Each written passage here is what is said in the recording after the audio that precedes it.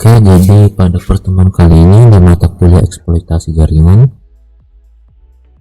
saya akan membahas terkait dengan bagaimana mendeteksi malware pada lalu lintas web menggunakan aplikasi WireShark.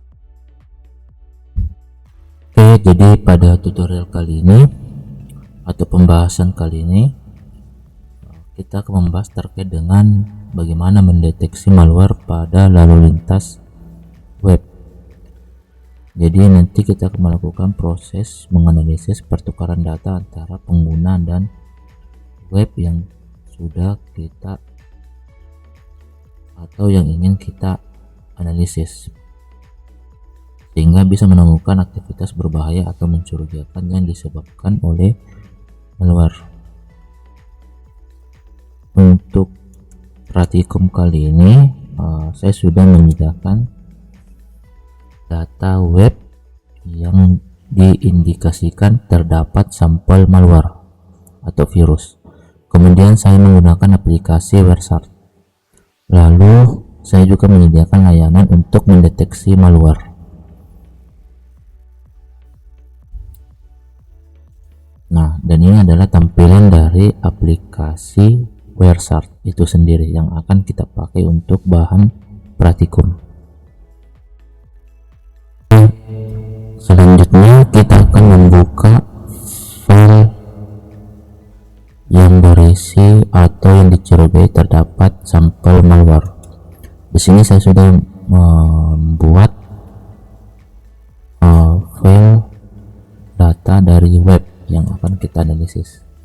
Nah, caranya masuk di menu file, pilih menu open, kemudian cari file yang ingin kita analisis. Nanti tampil seperti ini. Setelah itu kita akan mengetikkan alamat request method di bagian kolom filter ini, lalu tekan enter. Pada bagian hypertext transfer protocol dan di bawah sini cari bagian host. Setelah itu kalian klik kanan, kemudian pilih apply as column. Nah, setelah itu tahap selanjutnya masuk di menu file, export object, kemudian pilih HTTP untuk mengekspor alamat atau URL yang ada pada file yang tadi. Nah, nanti tampil seperti ini. Jadi ada beberapa URL yang bisa kita analisis. Nah, misalnya URL yang bagian atas ini. Caranya itu cukup menekan tombol save, kemudian pilih di lokasi mana yang ingin kita simpan. Setelah itu klik tombol save. Jika sudah, lanjut ke tahap selanjutnya, yaitu masuk di pencarian Google, lalu ketikkan virus total. Nah, ini adalah situs virus total yang bisa kita pakai untuk analisis file yang dicurigai terdapat virus. Nah, di sini klik tombol file, kemudian cari file yang ingin kita cek apakah terdapat virus atau tidak. Kemudian pilih tombol open. Tunggu beberapa saat. Nah, ini hasilnya. Nah, di sini file yang kita masukkan ternyata tidak mengandung virus. Kita cari file yang lain. Misalnya di bagian paket 2489. Ini kita save. Kemudian di sini kita save lagi. Setelah itu kita coba buka filenya. Ini file kedua yang sudah kita save. Setelah itu tunggu beberapa saat. Nah, dan ternyata file yang kedua ini mengandung atau mengindikasikan terdapat virus. Perhatikan di bagian popular threat label. Di sini mengindikasikan adanya keterangan malware dengan deskripsi Trojan. Nah, jadi malware yang berjenis Trojan. Nah, selain itu ada beberapa lagi yang bisa kita cek keasliannya. Jadi ini dicek satu-satu untuk mengindikasikan apakah ada virus atau tidak. Nah, setelah itu kita bisa mengklik close, kemudian di sini kita bisa cek beberapa kategori. Misalnya, kemudian kita bisa mencari informasi terkait file yang mengandung virus ini, yaitu hostnya apa, source address-nya apa, destination address-nya apa, alamat MAC-nya apa, dan hostname-nya apa. Nah, caranya itu kita bisa masuk di bagian sini. Yang pertama, pilih internet versi 2.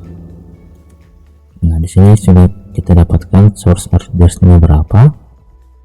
Nah, source address-nya, kemudian di bagian hostnya juga apa, ini pilih di bagian internet protokol versi 4.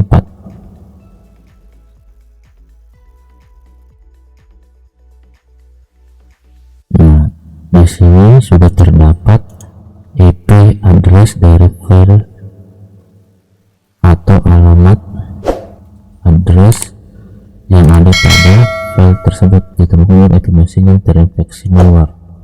Jadi kita bisa temukan alamat machine yang terinfeksi malware dan destinasinya ke mana.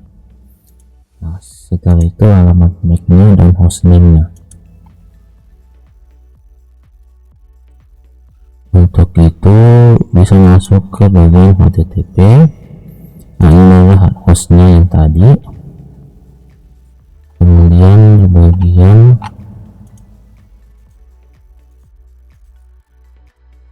bagian DHCP kita mencari hostname-nya. Caranya itu di bagian filter ini kita ketikkan DHCP untuk mencari hostnya, hostname-nya. Di bagian sini kita bisa scroll ke bawah. Di bagian sini dynamic host configuration protocol, itu DHCP.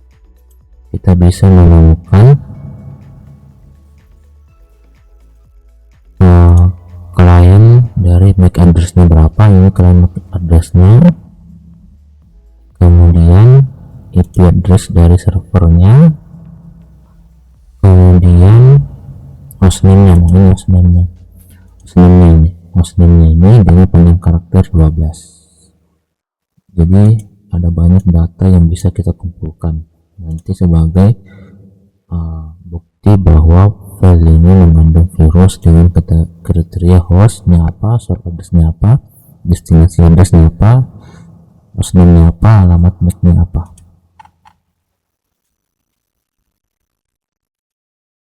Oke, jadi sekian dari pembahasan kali ini.